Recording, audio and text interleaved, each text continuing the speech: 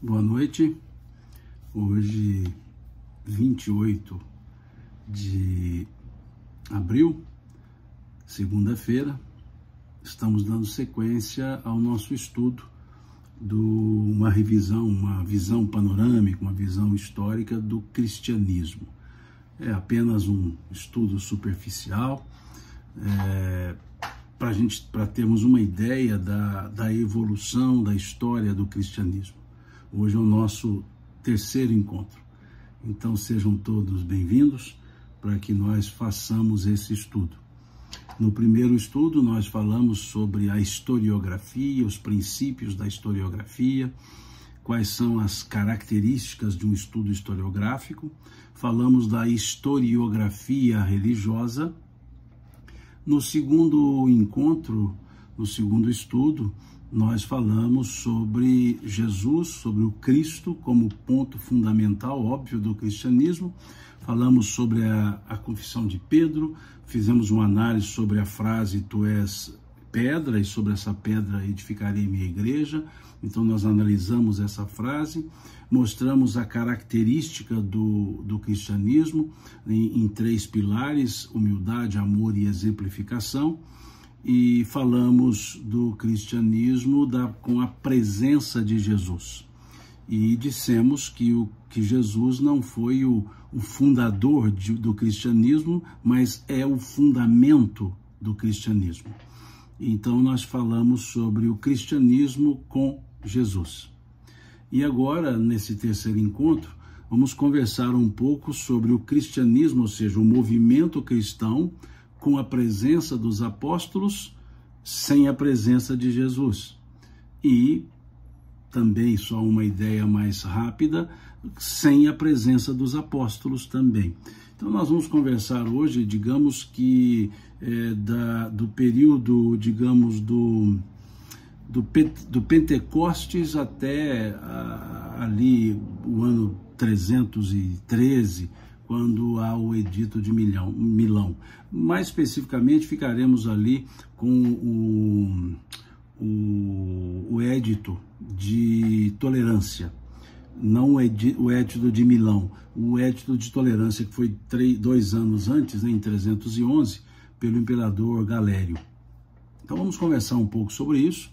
Eu volto a dizer, não é um estudo aprofundado, não é um estudo meticuloso, é uma visão geral, uma visão panorâmica, para que entendamos um pouco o curso do movimento cristão, o curso do cristianismo. De forma geral, nós podemos dizer que o movimento cristão ele começa com Pentecostes.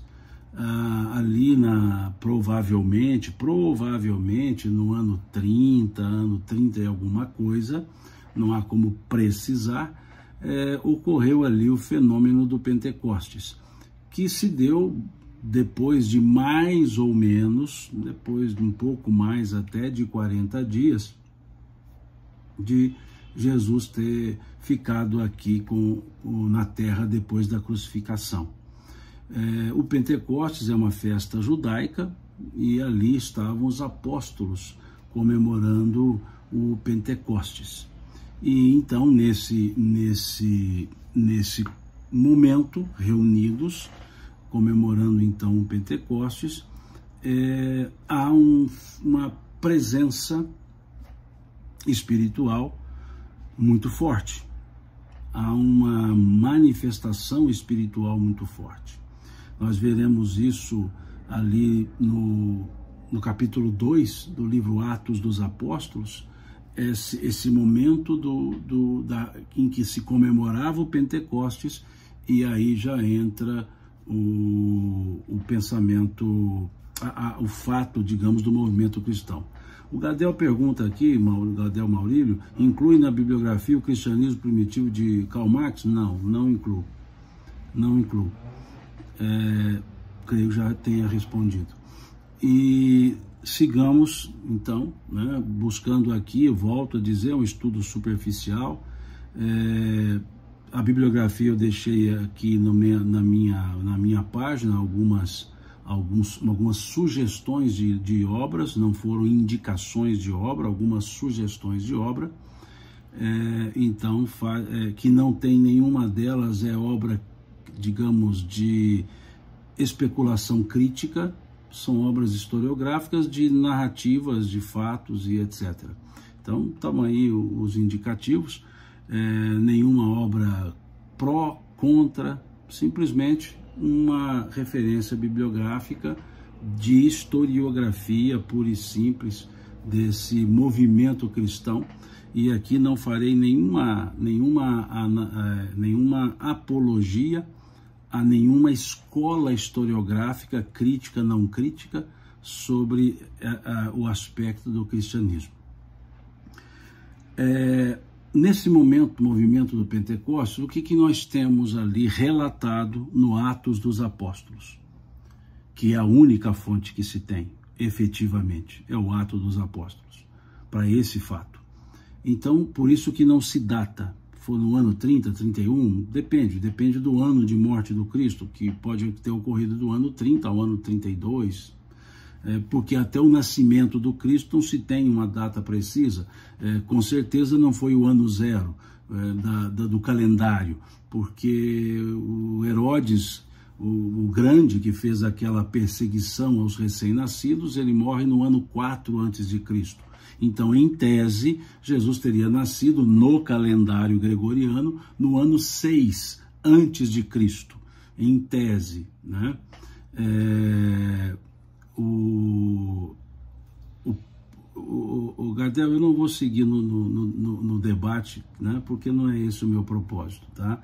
Depois, num outro momento, nós podemos conversar sobre pensamentos, sobre críticas. Não é o meu propósito aqui na conversa, tá? Então, desculpe-me, mas nessa toada eu não vou seguir, tá certo? Desculpe-me. Então, ali nós temos esse fato, esse fenômeno. E nesse Pentecostes, o que nós temos? Nós temos na linguagem religiosa, nós temos um fenômeno que é a manifestação do Espírito, aqui o texto diz Espírito Santo, em que os apóstolos, os discípulos reunidos, começaram a ter manifestações por falar em línguas estrangeiras, as quais eles não dominavam, mas todas elas línguas conhecidas, porque os ouvintes, que eram vários, ouviram nas suas próprias línguas. Então, quando se fala no fenômeno xenoglóssico ou xenolalia, não se fala em línguas inexistentes, em línguas existentes e que eram compreensíveis e compreendidas pelos ouvintes. Nós veremos isso no texto que está aqui no capítulo 2 do livro Atos dos Apóstolos. E o fato é que ali há uma reunião, depois que os apóstolos já tinham escolhido um substituto, entre aspas, para Judas. Eles fizeram, no texto aqui do Atos dos Apóstolos, fizeram uma sorte e oraram, e aí a sorte, diz o texto, recaiu sobre Matias. Então eles escolhem Matias para ser o substituto de Judas. E uma linha, né, de substituição para ocupar, né, uma vaga, por assim dizer, né? Maurílio, eu entendo, Gadelha, eu entendo sim, que não é uma crítica, é uma interpretação, né? Mas eu estou querendo caminhar para um outro lado, é só isso, nada contrário não, fica à vontade. Então, nesse ponto, ali acontece o Pentecostes, e quando fazem a escolha de Matias, diz o texto do Atos, que eram em torno de 120 discípulos que estavam ali nessa reunião, nessa jornada toda. Então diz o texto, né, aqui no versículo 15 do capítulo 1, que naqueles dias, né, quando Pedro foi falar para falar da escolha de Matias, eram cerca de 120 pessoas, né? Então vejam que não era limitado ali aos 11, né, que estavam. E o que pressupõe que o fenômeno Pentecostes também tenha ocorrido com mais pessoas, mais discípulos, que não somente os 11, agora 12 com Matias, apóstolos. E o que é esse fenômeno então? É um fenômeno, vou ler aqui conforme está no texto, no Atos, só para a gente clarear. Diz lá: estavam habitando em Jerusalém judeus, homens piedosos, vindo de todas as nações debaixo do céu, para a festa de Pentecostes. Quando, pois, se fez ouvir aquela voz, afluiu a multidão que se possuiu de perplexidade, porquanto cada um ouvia falar em sua própria língua. Esse é que é o ponto interessante. Nos versículos anteriores diz assim, que de repente veio do céu um som como um vento impetuoso e encheu toda a casa, e estavam assentados, e apareceram distribuídas entre eles língua como de fogo, ou seja, são um simbolismo, e pousou uma sobre cada um deles. E logo todos ficaram cheios do Espírito Santo e passaram a falar em outras línguas, segundo o Espírito lhes concedia que falasse. O fenômeno. E nesse fenômeno, então, o que espantou as pessoas? Porque cada pessoa que ali estava ouviu na sua própria língua. E aí diz o texto, não são porventura galileus todos que estão falando? Ou seja, os que estão falando são galileus. Como então estamos ouvindo falar cada um de nós em nossa própria língua? Ou seja, em nossa própria língua materna. Somos partos, medos, elamitas e os naturais da Mesopotâmia, Judéia, Capadócia, Ponto, Ásia, Frígia, Panfilha, o Egito e de regiões da Líbia, nas intermediações de Cirene, romanos que aqui residem, tanto judeus como prosélitos, cretenses, arábios. Como ouvimos falar em nossas próprias línguas as grandezas de Deus? Todos atônitos e perplexos interpelavam-se uns aos outros, que quer dizer isso? Outros, porém, zombavam e diziam, estão embriagados. Então veja esse fenômeno, essa xenolalia, xenoglossia, que as pessoas começaram a falar em línguas diferentes, ou melhor, falar em línguas ouvindo diferentemente. Então, o fato interessante é, quando se diz falar em línguas estranhas, é estranha ao conhecimento da pessoa que fala, mas não é uma língua não existente. Aqui faço apenas essa observação. A gente vê pessoas hoje falando expressões que, se você as ouve, não existe em língua nenhuma. E as pessoas dizem, não, essa é a língua dos anjos. A xenolalia não é isso. A xenolalia são línguas estranhas a quem fala, mas são línguas existentes ou que já existiram e sabidas. Então aqui o fenômeno ocorrido lá no Pentecostes não foram línguas incompreensíveis, foram as línguas compreendidas, cada pessoa em seu próprio vocabulário. E nesse bojo, nesse conjunto e nesse contexto, nós temos um discurso feito por Pedro, que é um belíssimo discurso feito por Pedro. Pedro, ele vai fazer um discurso interessante, evocando o profeta Joel. Então diz o texto aqui no versículo 14, então se levantou Pedro com os 11 e, erguendo a voz, advertiu-os nesses termos: varões judeus e todos os habitantes de Jerusalém, tomai conhecimento disso e atentai nas minhas palavras. Estes homens não estão embriagados, como vindes pensando, sendo esta a 3ª hora do dia. Mas o que ocorre é o que foi dito por intermédio do profeta Joel. E acontecerá nos últimos dias, diz o Senhor, que derramarei meu espírito sobre toda a carne, vossos filhos e vossas filhas profetizarão, vossos jovens terão visões e sonharão vossos velhos. Ou seja, aqui vem o discurso de Pedro citando a profecia do profeta Joel, né?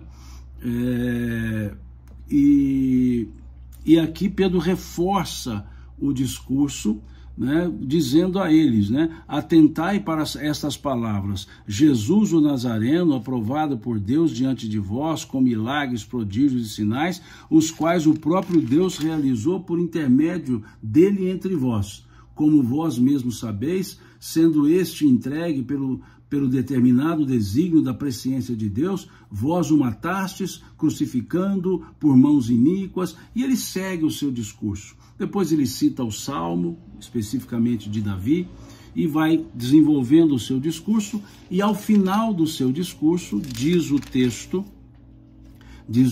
do Atos dos Apóstolos, que 3.000 pessoas, 3.000 ouvintes, se converteram e foram, entre aspas, ali no termo do Evangelho, batizados. Então, isso é entendido na historiografia da igreja, do cristianismo, como sendo a fundação, desse pensamento. Vejam, de um discurso, aproximadamente 3.000 pessoas foram, aspas, convertidas. Então, se pudéssemos datar o início, por assim dizer, da igreja, seria o Pentecostes. Se pudéssemos. Aqui é só para fazer uma alusão didática. Se pudéssemos, seria. E assim, então, nasce a igreja. Nasce com os apóstolos, sem a presença física de Jesus. Então, eu gosto de dizer o cristianismo com Jesus encarnado, o cristianismo sem Jesus encarnado. E um sem Jesus encarnado com os apóstolos encarnados.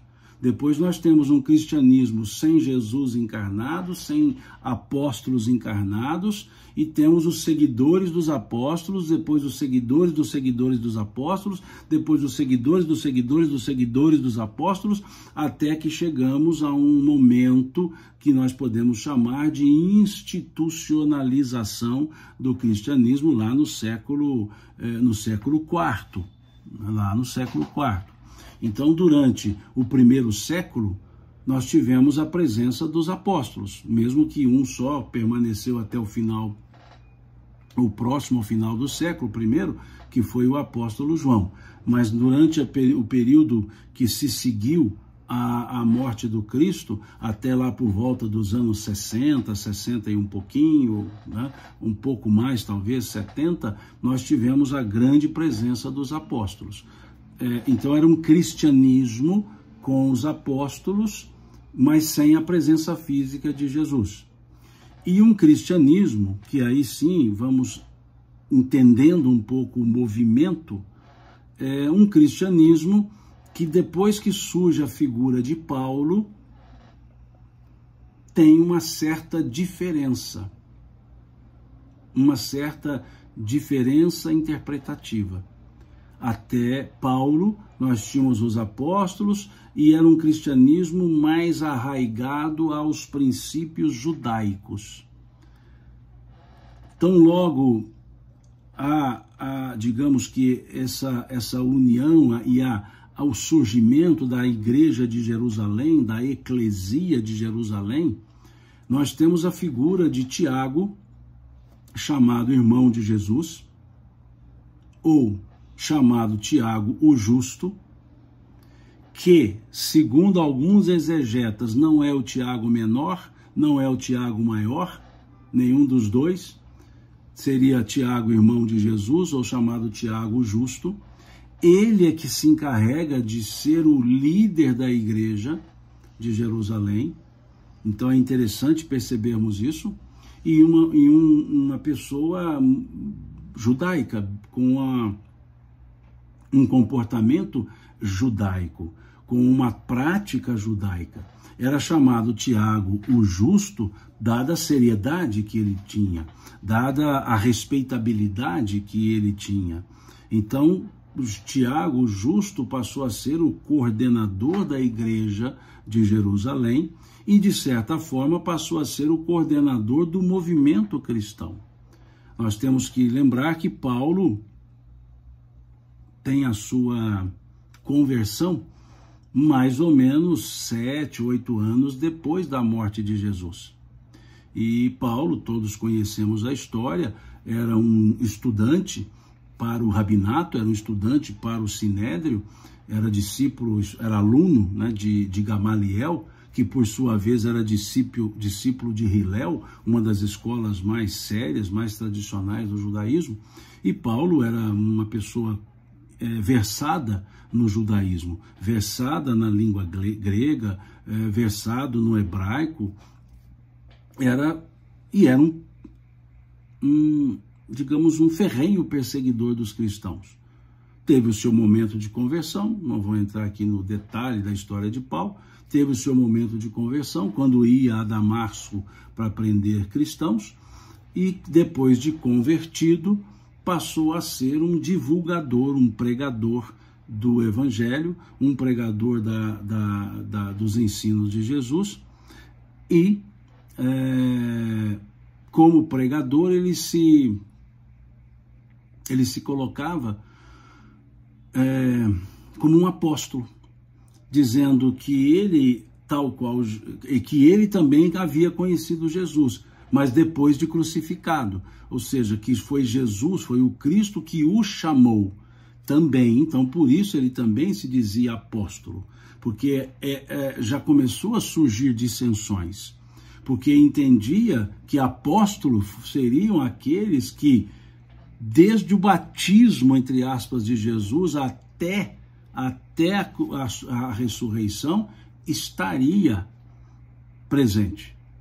Essa era a ideia do apóstolo, né? Carolina pergunta, esse era o Tiago que vivia com Pedro na casa do caminho e que contrapunha às vezes a Paulo? Sim, na literatura emanuelina, no livro Paulo Estevão, sim, esse é o Tiago, né? E é interessante nós observarmos essa ideia de apóstolo, porque quando foram escolher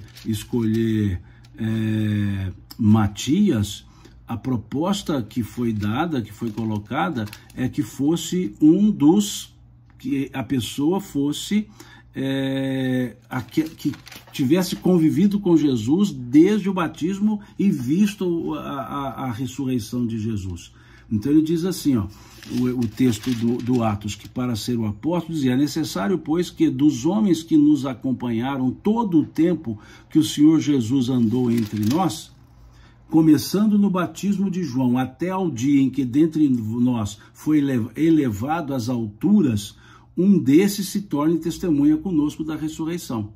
Então ali começa uma primeira dissensão, porque Paulo se dizia apóstolo, mas a igreja de Jerusalém entendia que ele não seria um apóstolo, porque ele não acompanhou todo o processo. E Paulo dizia que era apóstolo porque ele havia sido chamado por Jesus, porque ele também ouviu de Jesus, porque ele também aprendeu com Jesus. Então, veja, já começa a nascer algumas, digamos que, ligeiras dissensões. E Paulo, muito, digamos, uma pessoa destemida, uma pessoa de muita energia, ele entendia que tinha que levar o evangelho às pessoas, como havia sido pedido a ele, segundo ele, pelo próprio Cristo.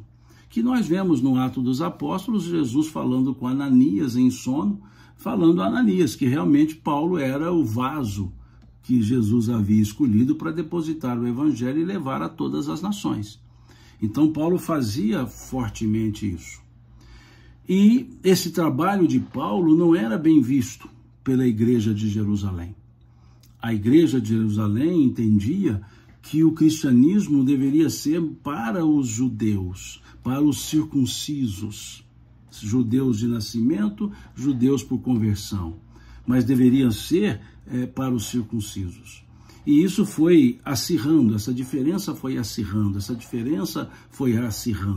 até por volta dos anos 50 da era cristã, quando foi desenvolvido o primeiro concílio da cristandade, o chamado Concílio de Jerusalém, quando então Paulo, Barnabé e alguns dos seguidores de Paulo vão a Jerusalém e ali entram num debate conciliar, num debate com a igreja de Jerusalém. E qual era o ponto fundamental desse debate? Qual era o ponto fundamental desse concílio? Se o cristianismo, se o evangelho poderia ser levado para os não circuncidados, para os não circuncisos. Paulo entendia que sim, porque Paulo defendia que a salvação, Paulo defendia que a justificação para com Deus não dependia das obras da lei. Obras da lei, ou seja, cumprindo as práticas da lei judaica, e a circuncisão era uma das obras da lei. Paulo dizia que a salvação se dava pela fé, e já a igreja de Jerusalém entendia que não, que as obras da lei é que deveriam ser cumpridas, porque o cristianismo a essa época já tinha muitos judeus convertidos. E lembremos, judeus convertidos ao judaísmo que viviam em Israel, que vivia na Judéia, que vivia na região. Então, eles partiam do princípio que a sua lei, a Torá e os costumes judaicos eram elementos necessários para ser cristão, para desenvolver a ideia cristã. E aí já se tinha a terminologia cristão, e é interessante que a terminologia cristão surge justamente em povos gentílicos, porque é lá em Antioquia, Lucas escreve isso no Atos dos Apóstolos, e foi em Antioquia pela primeira vez chamados cristãos. É justamente lá no meio dos gentios é que surge o termo cristão. E aí deixou de ser os seguidores de Jesus, os seguidores do homem de Nazaré, os seguidores do carpinteiro, passaram a ser chamados então cristãos. E é interessante que nasce esse termo justamente no meio gentílico lá em Antioquia. E aí a presença forte de judeus nesse primeiro movimento do cristianismo gerou essa discussão com Paulo. E não foi uma discussão simples, não foi, porque Paulo tinha um espírito aguerrido, Paulo era combativo, Paulo ele tinha uma verve muito forte e ele se dedicava. E ele entendia que o evangelho, que ele, Paulo, não havia sido chamado para os judeus. Ele havia sido chamado para levar o evangelho a todas as nações. E como exigia que o não-judeu se circuncidasse? Por quê? Para ele ser cristão, primeiro ele tinha que ser judeu? Primeiro ele tinha que se converter ao judaísmo para depois ser cristão? O judaísmo não era uma introdução, não era uma porta de entrada para o cristianismo, entendia Paulo. E por outro lado, a igreja de Jerusalém não pensava dessa forma. Havia ali, digamos que no judaísmo, muitos fariseus convertidos, muitos fariseus que abraçaram o cristianismo ali nascente. Então, nesse primeiro período, esses primeiros anos, digamos, esses primeiros 15 anos do movimento cristão, foram de dissensões, foram de discussões entre os apóstolos. Situações em que Pedro e Paulo tiveram discussões. Paulo fez críticas duras a Pedro, se nós olharmos, vamos dar um pulinho aqui em Gálatas, vejam, lá em Gálatas, logo lá no capítulo 2, Paulo diz assim, versículo 11 à frente, Paulo diz assim: quando, porém, Cefas veio a Antioquia, Cefas quer dizer Pedro, né? Ele colocou o termo, aqui ficou o termo em hebraico, né? Quando, porém, Cefas veio a Antioquia, e aqui pode ter uma certa, digamos, ironia de Paulo, quando, porém, Cefas veio a Antioquia, resisti-lhe face a face, porque se tornara repreensível. Olha Paulo dizendo, olha, eu bati boca com Pedro, é isso que ele estava dizendo. Com efeito, antes de chegarem alguns da parte de Tiago, comia com os gentios. Quando, porém, chegaram os da parte de Tiago, afastou-se. Por fim, veio a apartar-se, temendo os da circuncisão. Também os demais judeus dissimularam como ele, Pedro. O que acontecia? Pedro estava em Antioquia, e lá Pedro estava concordando com Paulo de não precisar circuncidar. E Pedro estava lá comendo as chamadas comidas impuras. estava ali convivendo, e quando chegaram discípulos enviados por Tiago, lá de Jerusalém, para desdizer o que Paulo dizia, no aspecto de indicar que o que Paulo dizia, que podia-se ter o evangelho, podia-se seguir o cristianismo sem a circuncisão, eles foram dizer que não, que Paulo estava errado. E quando eles chegaram, Pedro mudou o comportamento. Pedro deixou de comer as comidas dos gentios, começou a se afastar dos gentios, e Paulo não ficou satisfeito com isso. Eu disse, Paulo tinha um temperamento assertivo. Então ele bate boca com Pedro, dizendo a Pedro que não é assim que funciona. Ou ele não poderia ter duas caras, né? Então, veja, esse é o temperamento de Paulo. E isso estava ali fortemente nas igrejas de Jerusalém e de Antioquia. Paulo ficava em Antioquia. E essa discussão, ela marcou esse início. E nesse concílio de Jerusalém, chegou-se a um acordo. Tiago, o justo, muito, digamos, ponderado, fizeram um acordo. Os não circuncisos, ou seja, os gentios, melhor dizendo, não precisavam ser circuncidados para receber o evangelho. Mas os que eram judeus tinham que estar circuncidados. Agora, chegaram num acordo em relação à circuncisão, mas não chegaram a um acordo em relação à alimentação. E aí, lá nesse concílio de Jerusalém, o primeiro concílio da era cristã, lá nos anos 49 e 50, acertou-se então que gentios podiam ser cristãos, podiam se converter ao cristianismo, podiam ser batizados sem a circuncisão. Ok. Mas a alimentação eles não podiam seguir. Tinham que seguir as regras de alimentação do judaísmo. Por exemplo, não comer carne de animais que têm pés fendidos e não ruminam. Por exemplo, carne de porco. Então, quanto à alimentação, não concordaram. Seguiu, então, Paulo aceitou, digamos assim, foi um avanço a não circuncisão, porque os gentios entendiam que a circuncisão era uma agressão ao corpo, o corte do prepúcio era uma agressão ao corpo, então eles não fariam, mas chegaram num acordo sobre a questão da alimentação. Então, tudo bem, os gentios podiam ser batizados, serem batizados e não precisavam ser circuncisos ou circuncidados. Agora, quanto à alimentação, eles tinham que seguir a regra judaica. Então, isso foi dado como aceitado, e para a ideia de Tiago, na fala de Tiago, constante aqui no Atos dos Apóstolos, na fala de Tiago, correu tudo bem. Agora, na fala de Paulo, na carta que ele escreve aos Gálatas, Paulo fala que não correu tudo bem. Digamos em outras palavras, Paulo engoliu, mas não o deglutiu. Ou seja, tudo bem não. Vamos aceitar assim para evitar problema maior, mas não está tudo bem.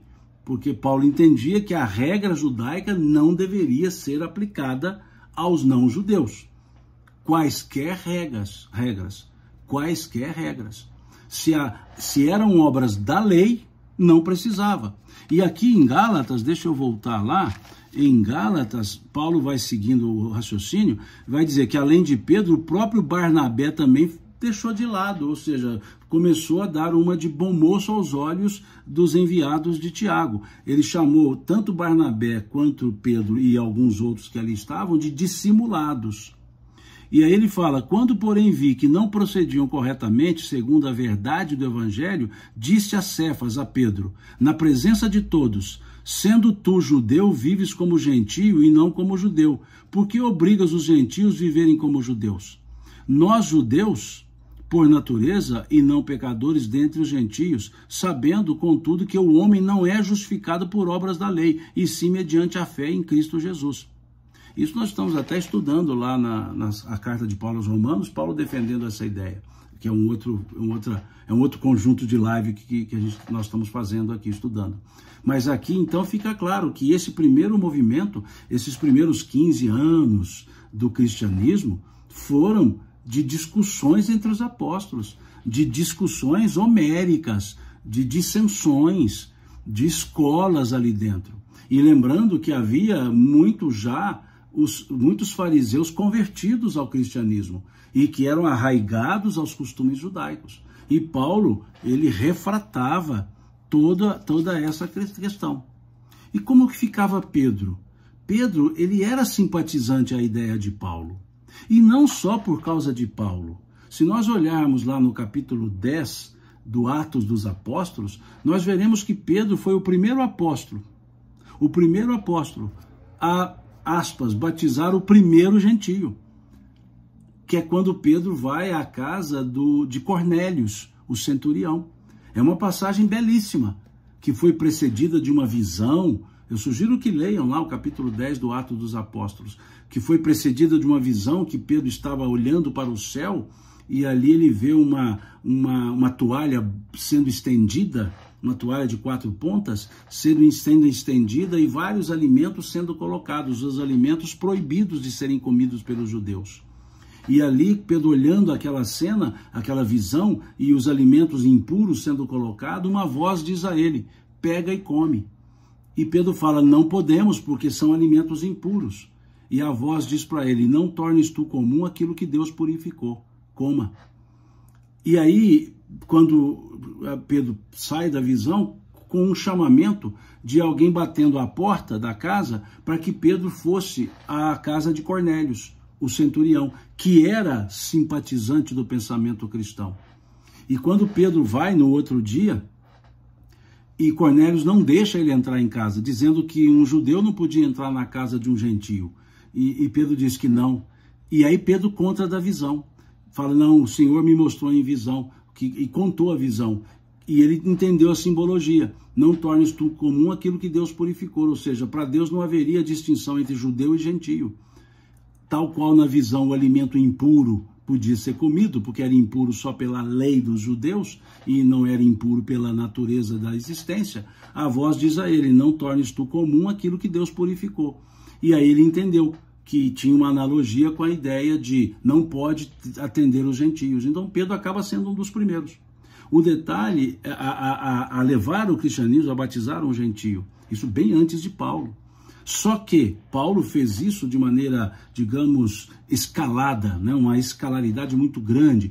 Paulo desenvolveu, pregou, e ali Pedro simpatizava-se com Paulo, mas ele não tinha força para ir contra a igreja de Jerusalém. Por isso que Paulo falou para Pedro que ele era dissimulado, que ele precisava tomar um lado, ou era contra ou era a favor, não podia ser em meio termo.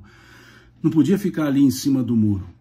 Barnabé também era simpatizante à ideia de que o evangelho tinha que ser levado a todos e que não precisava aplicar o judaísmo aos não-judeus. Tiago, o justo, o líder da igreja de Jerusalém, o líder da igreja, Tiago também entendia essa lógica de Paulo, mas veja, o justo, ele não tomava o partido, e aí sim ele convoca, ele chama, ele convida para esse concílio, lá em 49 ou 50, para esse concílio de Jerusalém, e lá chega-se a esse acordo. Então a fala de Tiago, depois ele diz que, inspirados pelo Espírito Santo, chegou-se a essa conclusão, que os gentios podiam ser cristãos, podiam ser batizados sem precisar serem circuncidados. Mas a alimentação impura eles não podiam comer. Então, veja que essa dissensão, ela ficou. Tiago, digamos, fez uma síntese, né, e organizou isso. Mas não ficou resolvida a questão. Isso ainda ficou marcando, digamos assim, a Paulo. E Paulo insistia, se nós olharmos as suas cartas, ele insistia. E ele sempre levou o evangelho aos não-judeus. Ele entendia que os apóstolos então estavam lá, os demais que levassem. Só que no final da história, ao longo do século, dos anos, os apóstolos foram também para regiões diversas. Foram para regiões como presumem-se, chegou até a Espanha, chegou até a Índia. Só com um detalhe, os apóstolos iam para onde existia comunidades judaicas. Tem registros de apóstolos até na Inglaterra. Mas por quê? Porque havia comunidade judaica. Então, diferentemente de Paulo, que levava o evangelho aos gentios, existindo ou não judeus no lugar, os demais apóstolos levavam para diversos lugares do mundo, ou levaram para diversos lugares do mundo, mas onde tinha as comunidades judaicas. Aceitaram os gentios? Sim, porque afinal de contas o concílio de Jerusalém havia autorizado, mas havia ainda aquele forte, não é ranço, não posso usar essa palavra, aquela forte tendência a ter práticas judaicas, a cumprir as obras da lei. Por isso Paulo era veemente de dizer que a justificação para com Deus não era pelas obras da lei, era pela fé em Jesus Cristo, e não pelas obras da lei. Então isso marcou, digamos, até lá os anos 60, 70, enquanto existia a figura de Paulo, e existia Barnabé, e existiam os seguidores de Paulo, tínhamos lá Timóteo, tínhamos lá Tito, tínhamos me fugiu não, Áquila, né? E outros seguidores, havia esse ruído. Então, a história da própria igreja mostra que desde o início, pós-Jesus, teve ruídos. Ruídos, escolas, tendências. Por isso Paulo fazia críticas, porque mesmo lá na estrutura de Paulo, quando surgiu Apolo, que era um grande pregador judeu cristão, um grande pregador com a eloquência, digamos assim, invejável, semelhante à eloquência de Estevão, que já havia sido supliciado, as pessoas começaram a dar ouvidos a Apolo. E aí criou-se os seguidores de Apolo, os seguidores de Paulo. E aí Paulo faz uma crítica, dizendo: quem é Paulo, quem é Apolo, senão dois servos do Senhor? Então não há que dizer eu sou de Paulo, eu sou de Apolo, dizia Paulo. Então percebam essas dissensões. Já nasceu assim. Infelizmente, onde tem mais de uma pessoa, onde duas ou mais pessoas estiverem reunidas, aí estará presente a diferença de opinião. E essas diferenças de opinião trazidas com alta crença. Ou seja, aqueles que vieram do judaísmo com alta crença no judaísmo quiseram colocar o elemento cristão. Então esses primeiros momentos foram momentos para fixar a ideia, mas com muitas discussões, com muitas diferenças, mas os apóstolos trabalhando, os apóstolos saindo, levando a mensagem. Ali na região mais próxima, na região, digamos, menos distante, na região distante. E esses apóstolos foram perseguidos, foram supliciados, à exceção de João, todos eles foram supliciados. Todos eles foram perseguidos, um morto à flechada, o outro esfolado, o outro jogado de cima do pináculo do templo, que é Tiago, o justo, foi jogado de cima do pináculo do templo e depois ainda foi prensado por pedras. Nós tivemos Mateus, que foi esfolado, tivemos Tiago Menor, que foi crucificado na cruz romana, tivemos Pedro, que foi crucificado na cruz cristã, assim chamada depois, de cabeça para baixo. Tivemos Paulo, que foi decapitado. Então, todos eles levaram, mas levaram com muita força esse cristianismo. E sobre isso, desculpe, me ausentei aqui um pouco, sobre isso surgiu a leitura desse livro, A Busca pelos 12 Apóstolos. É um dos fino e é um dos livros que eu mais gostei, que fala da história de cada apóstolo, de cada discípulo. Sugiro também a leitura desse livro nos Passos de Lucas, que é analisando o ato dos apóstolos, com mapas, com estruturas. Interessante também, para a gente entender esse primeiro momento da igreja. E um outro livro que eu sugiro, não está aqui, não está de fácil acesso aqui para mim, chamado 12 Homens Extraordinariamente Comuns, que também narra sobre os apóstolos. Então é muito importante. E uma outra obra para esse primeiro período, para esse primeiro período, uma outra obra que eu sugiro é essa aqui de Eusébio de Cesareia, que escreveu essa obra no século III. Ele nasceu em 263. Esse livro aqui narra o cristianismo até o ano 340. Então, esses primeiros momentos, né, é muito interessante também essa obra de Eusébio de Cesareia, que eu deixo essa sugestão. Então, vejamos, esse é o cristianismo. É as pessoas com as suas opiniões, com as suas limitações, mas, isso é o ponto-chave, altamente devotadas ao Evangelho. Se circuncidava, não circuncidava, não interessava muito, eles levavam o Evangelho. Levavam todos esses discípulos, não só os 12, contando com Matias, que só se fala dele quando ele é escolhido, depois não se fala mais, mas e outros discípulos.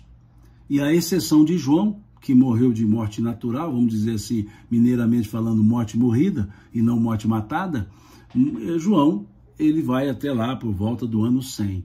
Mas os demais saíram pelo mundo, não ficaram ali. O Tiago, o maior, ele foi decapitado também, a mando de Herodes Agripa, logo no início. Então, Tiago não chegou a sair das cercanias de Jerusalém. O Tiago maior, irmão de João, filho de Zebedeu. Agora, os demais todos saíram, todos eles. E aí veio o período do cristianismo que nós chamamos período das perseguições romanas. De Nero até Diocleciano houve perseguição. Digamos que houve perseguição do ano 64, quando surge lá a acusação de que os cristãos tiveram que colocar um fogo em Roma, Nero que provoca o fogo para que visse como Roma era pegando fogo e etc., para pintar um quadro, diz a tradição, diz a lenda. Mas do ano 64 de Nero até o ano 305, 64 a 305, houve perseguições. Teve um período de refrigério do ano 117, mais ou menos, ao ano 249, cento e poucos anos, que não houve uma perseguição, que é entre o imperador Trajano e o imperador Décio. Trajano perseguiu até durante o seu reinado, o seu império, que se encerra em 117, e depois tem-se o relato da perseguição aos cristãos a partir do império de Décio, que começa em 249. Então, em Nero, né, que foi em 64, Domiciano, lá no ano 81, até o ano 96, salvo engano, que foi o seu império, Trajano, né, que foi lá de 90 e uns quebrados, 98 até 117, creio, né, que foi o seu reinado. Depois um período de refrigério com outros, digamos, imperadores, e volta uma ferrenha perseguição com o império, com o imperador Décio, e